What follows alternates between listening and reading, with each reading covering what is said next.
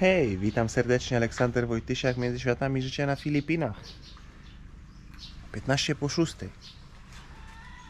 Pakujemy się na skuter i jedziemy do portu w Siquijor. Na samym początku dziękuję za wszystkie komentarze, lajki i subskrypcje, tak jak zawsze. Ale jedziemy dzisiaj do portu w Siquijor, bierzemy prom do Dumaguete. W Dumaguete załatwimy to, co musimy załatwić, kupujemy nową chłodnicę i wracamy na wyspę. Taki jest plan, a jak wyjdzie, zobaczymy. Zapraszam do oglądania. Dojechałem do Siquijor. Droga poszła sprawnie. Jest 7:25. O 7:35 mam łódź. Mam już bilet. Kolejka była do okienka. I dobrze się wyrobiłem, bo jak rozmawiałem z żoną, sprawdzaliśmy w internecie, to powinna być łódź 7:45. A jest. A jest o 7:35. Myślałem, że mnie woła, ale to nie mnie. Woda nisko, spokojnie. No, niedaleko jak godzina i już będziemy w Dumaguete. Był problem taki na kasie, że nie mieli wydać z 1000 peso. I to trochę jeszcze wprowadziło zamieszania i stresu, bo musiałem gdzieś wyjść na zewnątrz. Wiecie, jak jest, jak próbujesz gdzieś rozmienić pieniądze, to nie chcę rozmieniać, ale jak kupiłem 2 bułki i napój, no to w tym samym punkcie już mieli wydać 1000 peso, ale jest to zrozumiałe na swój sposób. No nic, idziemy. No i dla pieszych jest normalna taka odprawa i skaner jest i wszystko. Pierwszy raz. Pierwszy raz płynę pasażerskim statkiem, a nie samochodowym z pokładem dla samochodu. No nigdy tu nie byłem. A tu trochę jak na lotnisku. Jakieś punkty z żywnością, i siedzisk dużo, i wrataczki. Nie skanowali mi torby, zajrzeli tylko mi w torebkę, w tą na ramieniu, czyli GoPro, co? Pamiątki. No pierwszy raz, nowe doświadczenie dzięki temu, że trzeba chodzić tego. Czekamy do wejścia, znaczy nie czekamy, wchodzimy po kolei. Ale tu cicho i spokojnie, jak nie ma tych wielkich kolumbryn. A płyniemy Anika Star tutaj, nie Ocean Jet, bo to jest inna firma, ale Anika Star. Z tego co mi mówił wujo, to Montenegro też ma fast crafty. Chyba Ocean Jet jest najszybszy, no ale ten i tak jest szybszy niż te duże. Jak mi się wydaje, że tam będzie coś w granicach 40 minut do godziny czasu chyba. Coś koło godziny. Coś tak świta, ale...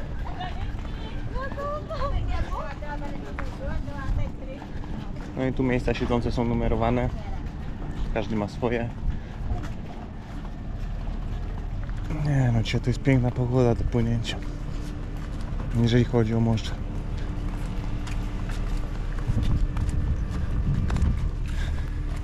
No dobra, płyniemy. Jestem pełen różnych rzeczy, muszę podłożyć kamerę.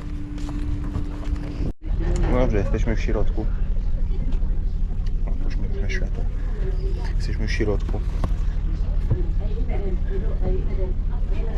No tej łodzi tak jak w samolocie. Siedzenia jak w samolocie, łazienki, telewizory, tego typu sprawy. Zobaczymy jak to będzie szło. Co ciekawe, nie spotkałem się z tym na dużych łodziach ani niczym innym, ale przed chwilą wszedł człowiek umundurowany. Na Filipinach jest zabawne to, że oni używają białe moro czasem. Wiecie, takie śnieżne. Wszedł człowiek umundurowany w masce, w ciemnych okularach, przeszedł się po całym statku, a za nim po cywilnemu drugi z telefonem, co filmuje jak siedzą ludzie, robi zdjęcia. No pewnie z jakichś względów bezpieczeństwa, albo jeżeli, nie wiem, coś by się działo. Chociaż bilety też są, tak jak mówiłem, z numerem, czyli oni wiedzą, że ja siedzę tutaj. No tak jak w samolocie, jak coś się dzieje w samolocie, to łatwo potem dojść po miejscach siedzeń, gdzie się zaczęło coś dziać. Po prostu taka kolej rzeczy, no.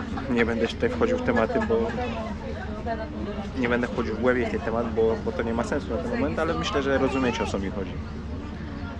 Silniki zaczęły pracować.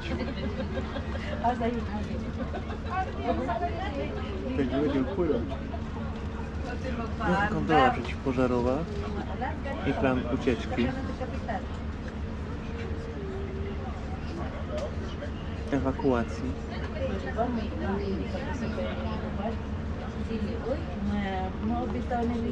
Nie działa mi internet. Ciekawe, ile lat ma ta łódź, kiedy została wyprodukowana, ale jak będę już miał dostęp do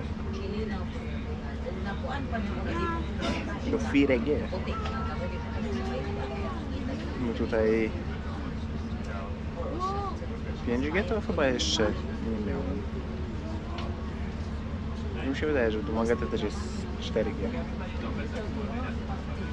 To sprawdzimy ją potem i potem, jak nie zapomnę, to wspomnę w tym vlogu, kto tą łódź wyprodukował i jaka jest jej historia, no bo nie wygląda, jakby była w pierwszej młodości, no ale pływa i zarabia.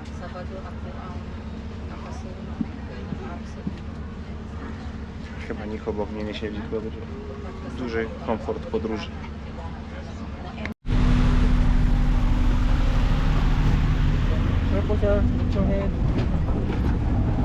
I jesteśmy z powrotem.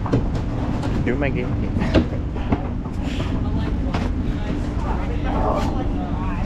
Oj, przespałem się. Gdzieś pod bramą czeka brat na motorku. I z bratem pojeździmy po sklepach, spróbujemy załatwić. Jak załatwimy to, podjedziemy do portu, kupimy bilet powrotny, zobaczymy, ile będę miał czasu. Jak będzie czas, pojedziemy do domu. Spotkam się z Ernestin, bo nie wraca jeszcze dzisiaj ze mną. Jeszcze są tu jakieś rzeczy do pozałatwiania, do pomocy mamie. I prawdopodobnie żona wróci do mnie dopiero 3 kwietnia. No ale to zacznę. O, stoi Fast Craft od Montenegro. A tam gdzieś pod bramą czeka na mnie brat. I mam nadzieję, że pierwsze 3 sklepy, może 5 i kupimy to, co potrzeba. I już będę miał wtedy bezstresowo możliwość kupienia biletu powrotnego i zaplanowania reszty dnia. Ale wracamy możliwie wcześniej, nie ściągamy tego dnia w Dumaguete. Wracamy możliwie wcześniej ze względu na zwierzaki, także ogarniamy to, ogarniamy łódkę i spadamy stąd.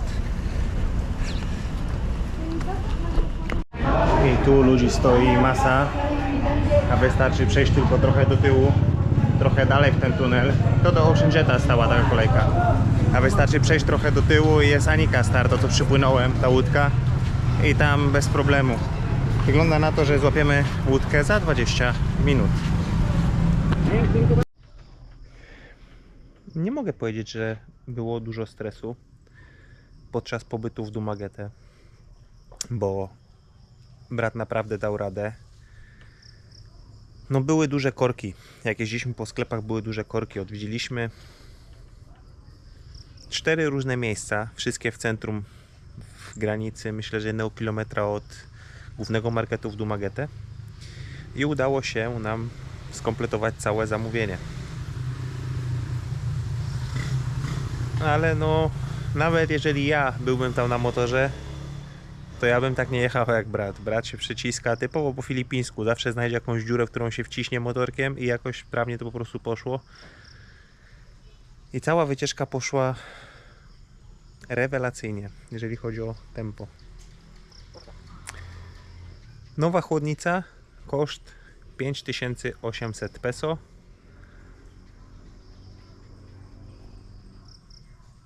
No i co ja mam wam powiedzieć? Już o tym wspominałem w tym filmie. Jakby tylko za pierwszym razem powiedzieli, jak już był otwarty samochód, że wymieniamy tą chłodnicę, to już ją wymienili. Nie trzeba by było... Może się przeszacowali po prostu z tym, że naprawili ją, podziałała trochę, 2-3 tygodnie i znowu psuła się w innym miejscu. I teraz podjęli decyzję, że nie ma co. Może przez brak zasobów po prostu na Siquijorze, bo powiedzieli mi, że nie ma nowych chłodnic do zakupu na Siquijorze, trzeba jechać do Dumaguete. Może z tego względu to wynika. Widzę, że znowu burza nad Mindanao, u nas jest spokojnie.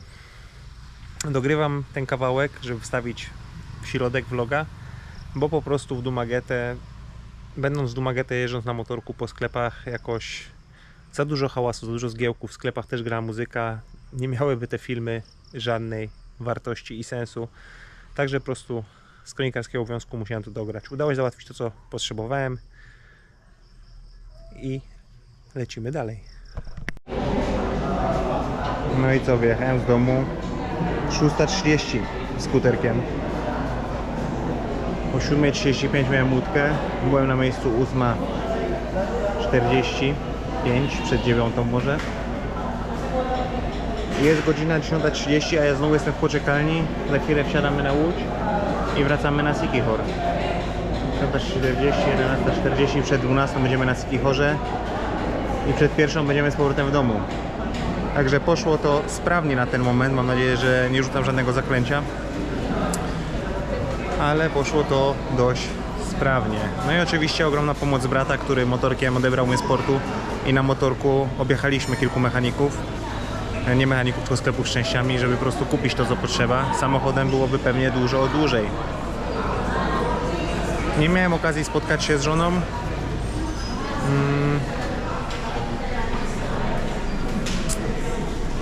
Ale za kilka dni Ernestin przypłynie na wyspę. Także co się odwlecze, to nie ucieszę. No nic, idziemy na łódkę. I ta łódź, Anika Star, ma dwie łodzie. Okazuje się, nie wiedziałem, skąd miałem wiedzieć. Ta łódź jest nawet większa niż ta poprzednia, ta ma 2 pokłady. I na dole masę siedzeń, nie bilety numerowane, ale siadasz gdzie chcesz. I za chwilę, no za 10, za chwilę opuszczamy Jumegi. Tą drogę jechałem z plecaczkiem na skuterku, z torbą jako plecak. A teraz jeszcze mam karton z nową chłodnicą. Ale jakoś dojedziemy na pewno, powinniśmy być już koło pierwszej w domu. Chwilę po pierwszej, jedyny problem, że będziemy w pełnym słońcu jechać, ale w porządku, na skuterku jest inny odbiór niż w samochodzie. Dobra, pewnie drzemka, bo ja to na łódce jak tak kołyszę i jak nie jest za gorąco, to zaraz pewnie mnie zetnie do spania, do drzemania. Także widzimy się już na miejscu. 15 po 12. Spałem zdecydowaną większość podróży. Jesteśmy już na miejscu na Siquijor. Jak się obudziłem, to musieliśmy przepływać przez jakiś duży front. Mocno padało po drodze. Widzę, że tutaj też trochę mokro, ziemi kałuż trochę, ale na całe szczęście już nie pada. Jedziemy do skuterka, wsiadamy na skuterek i jedziemy powolutku sobie do domu. No a po drodze mamy mechanika. Mam nadzieję, że mają otwarte, to im się zostawi to wszystko. No jak nie mają otwarte, że się wsadzić do samochodu.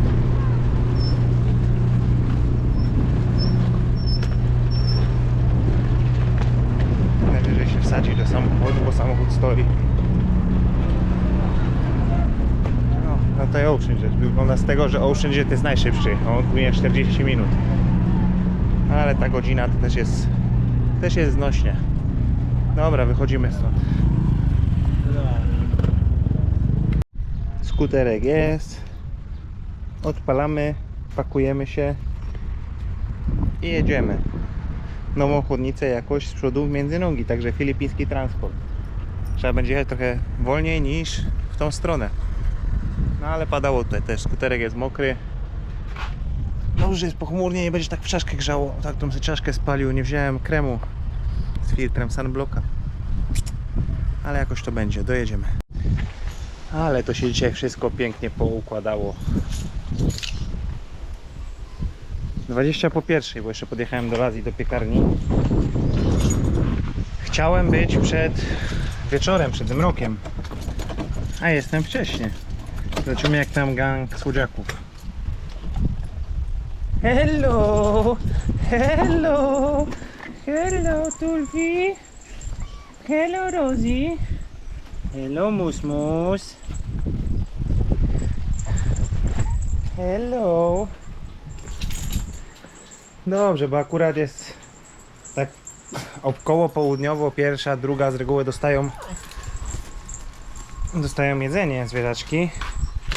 Także akurat w porę wróciłem, żeby dać im jedzenie i nawet nie odczują tego, że były trochę od rana zamknięte w domu same. No. A ty co tam?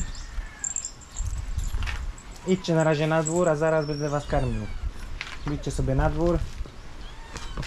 Tak, zaraz dostaniesz jeść. No, zaraz dostaniesz jeść. Cały gang już wcina. O, jaki głodny jestem.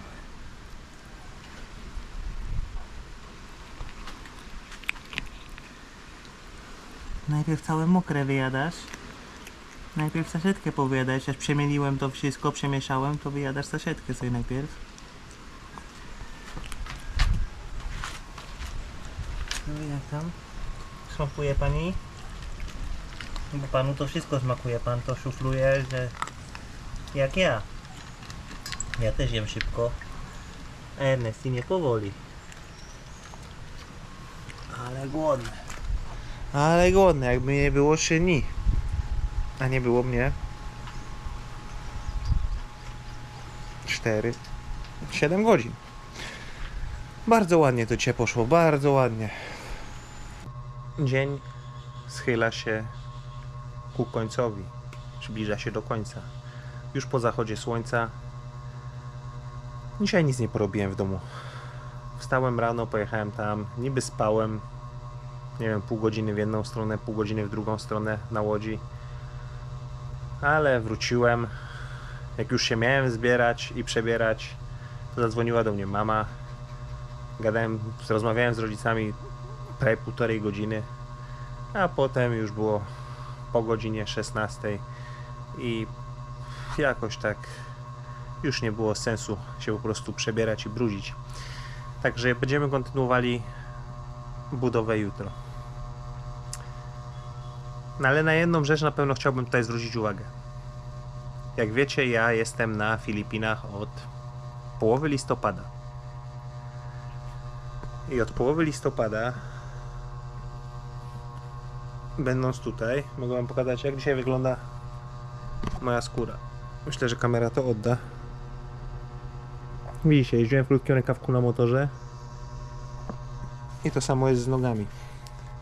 Jeździłem w krótkim rękawku na motorze, na skuterku i wyglądam jak flaga Polski. I to jest coś, co też często rzuca mi się w oczy, jak jeździmy czy samochodem, czy skuterem, czy w ogóle jak się jeździ, szczególnie po Sykichorze, bo w Dumaguete to nie jest tak turystyczne miejsce. No ale to jest chyba jeden z najbardziej popularnych błędów Europejczyków, Amerykanów i wszystkich ludzi o białej karnacji, którzy przyjeżdżają na Filipiny. I to jest to, co ja zrobiłem, będąc tutaj w pierwszym roku. Myślałem, że ta plamka na obiektywie, a to po prostu jest jakieś odbicie od żarówki. Ale wracając do tematu, to co ja zrobiłem w pierwszym roku, jak przyjechałem tutaj na wakacje za pierwszym razem, nie miałem respektu do tego słońca. Jak pojechaliśmy na Manhuyot, na Bais, na oglądanie delfinów nieopodal Dumaguete i na Sandbar na Manhuyot, to byłem taki sceptyczny do kremu z filtrem, bo chciałem mieć opaleniznę, wiecie. I skończyło się dla mnie tym, że to było moje największe poparzenie słoneczne w życiu. Nigdy tak skóra mi nie schodziła. Wiadomo, za dzieciaka dawno generalnie nie miałem tak spalonej skóry. Za dzieciaka zdarzało się, pamiętam. Jak jeszcze byłem dzieckiem nad Polskim Morzem, albo nawet nie nad morzem. No ale katusze, które wtedy przechodziłem przez kilka dni, smarowanie aloe verą, żeby jakoś tą skórę była taka sucha i spalona. Ból głowy. No ale do czego piję? Jak wiecie, nie tylko z moich vlogów, ale kto ogląda innych, to często ten temat jest podnoszony, że Filipińczycy, generalnie w wielu krajach Azji tak jest, jak oni idą na plażę, to na przykład długie rękawy, rashgardy, zakrywają swoje ciało. Ale jak jedziesz samochodem i widzisz tych białych turystów na skuterkach, eksponujących swoje torsy, nieważne czy są dobrze wyćwiczeni, czy mają duże brzuchy, zawsze bez koszulki, nie zawsze, w 80% przypadków bez koszulki, tam się wiozą skuterkiem gdzieś.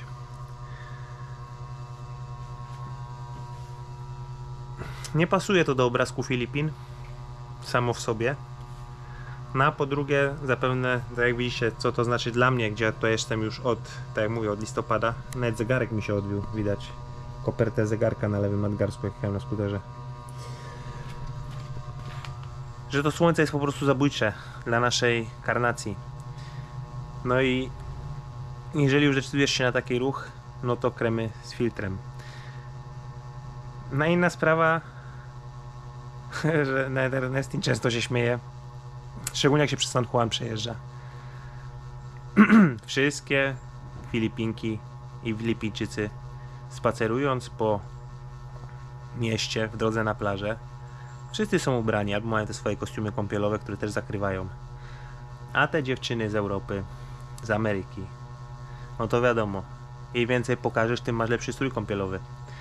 I jakoś już też się tak od tego widoku odzwyczaiłem, że też jest dla mnie takie, nie powiem, że śmieszne, bo to nie ma w tym nic śmiesznego, ale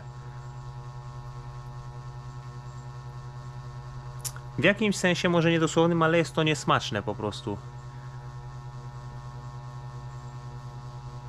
No na pewno w jakimś sensie. Pamiętam, że w Polsce też była ogromna dysputa na temat, że ludzie bez koszulek w kąpielówkach wchodzą do restauracji, że mogliby się przepasać, czy nie wiem, założyć szlafrok, cokolwiek chcą z plaży. Nie każdy chce widzieć twój torso, jedząc sobie jedzenie. I generalnie Filipinki jako kobiety no z takim dużym sceptyzmem podchodzą do tego, żeby łazić po mieście po prostu w bikini. Że po prostu nie wypada. No ale wiadomo, u nas jest inna kultura, no ale jak już przyjeżdżamy w miejsce, gdzie jest inna kultura, to może warto byłoby tą kulturę po prostu jakoś uszanować. Bo czasem aż wali to po oczach, naprawdę jak się idzie przez San Juan, to wali to po oczach.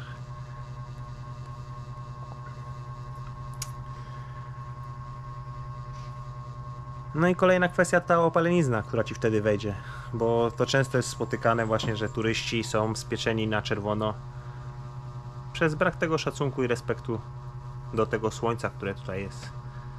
A jest naprawdę, w jeden dzień potraficie wykończyć, w jeden dzień potrafisz się załatwić tak, że przez tydzień będziesz umierał w łóżku. Będziesz miał problem z założeniem bluzki, z wytarciem ciała po prysznicu ręcznikiem. Wszystko będzie sprawiało ci ból i to gwarantuję, jeżeli nie zadbasz o odpowiednie kremy. Także sunblock i ewentualnie jeszcze ten krem na poparzenia na Filipinach to jest must have. Musisz to po prostu ze sobą mieć. Jutro jest niedziela, no ale jako że dzisiaj miałem taki dzień, że wyszło, że na swój sposób odpoczywałem. Moje ciało odpoczywało, bo tam jazda skuterem, załatwianie tego, no to ciało odpoczywało. To pewnie jutro coś porobimy. Może nie niepokoi, no ale zastanawiam się, gdzie jest mój materiał, który zamówiłem, bo w sklepie mówili, że powinien być do dzisiaj dowieziony. Jest sobota, czyli jutro pewnie nie przyjedzie. Mam nadzieję, że przyjedzie w poniedziałek od rana, bo mamy z czego zacząć, ale potem jak chłopaki przyjdą, no to będziemy czekali za tym materiałem po prostu. Także to. No i chyba tyle. I chyba tyle z rzeczy ważnych na dzisiaj. Ważnych i mniej ważnych z obserwacji. Bilety, jeżeli kogoś to interesuje, w granicach 300 peso na ten szybki prom. 300 peso to jest 21 zł. 304 peso chyba dokładnie kosztował bilet. I co mnie zdziwiło, jak płynąłem dzisiaj, to w drodze powrotnej na Siquijor siedziała z przodu pani z pieskiem rozmiarów Tulfiego czy tam Rosie na smyczy, bez klatki i normalnie sobie go przewiozła od tak. Także okazuje się, że jest możliwość też przewiedzenia zwierzaków po prostu tą szybką łodzią, no ale wtedy to musimy być 2 osoby, bo nie dam rady nieść 3 klatek. A mimo wszystko wolałbym, żeby były w kontenerze zwierzaki z nami. Jest też tam miejsce, gdzie można ewentualnie złożyć większy bagaż. Widziałem też, o tym się zastanawiałem, ale nie wiedziałem, że da się na przykład coś kupić w Dumaguete przez kogoś, przez mamę czy przez siostrę zawieźć do Anika Star, w pudełku napisać imię odbiorcy i za jakieś tam pieniądze, nie wiem za ile, też tę paczkę mogą przewieźć. I trzeba wtedy odebrać z portu. No ale nic. Cieszę się, że wyszło jak wyszło dzisiaj. Mam nadzieję, że w poniedziałek wieczorem, jeżeli zawiozę części w poniedziałek rano albo we wtorek rano, będzie już wszystko poskładane i nie mam zamiaru ruszać zaklęć, że chciałbym, żeby to było tyle w tym sezonie, bo tu cały czas życie zaskakuje. Dziękuję Wam za wszystkie komentarze, dziękuję za każdego lajka zostawionego pod filmem. Kto ogląda, a nie lajkuje, to proszę o tego lajka. Zróbmy taką barierę, żeby każdy film miał 200 lajków. Niech one się niosą, karmy ten algorytm. Witam wszystkich nowych subskrybentów, bo cały czas widzę, że ta liczba powolutku wspinamy się do góry. Niech to rośnie tak samo. Dziękuję Wam za uwagę, za towarzystwo dzisiejszego dnia. Pozdrawiam Was serdecznie. Aleksander Wojtysiak, Między Światami, życie na Filipinach. No i jeszcze pierwszy raz, może powinien być to zwyczaj, specjalne podziękowania i pozdrowienia dla Juranda za całe wsparcie. Rozmawiamy dużo na Facebooku i nie tylko. Jurand podsyła pewne pomysły, różne pomysły, same z hydraulikiem, rysuje mi tutaj jak to wszystko porobić. Służy pomocą i nie tylko w tych tematach, jest bardzo pomocny. Także pozdrawiam Jurand i widzimy się jutro wszyscy. Na razie, cześć.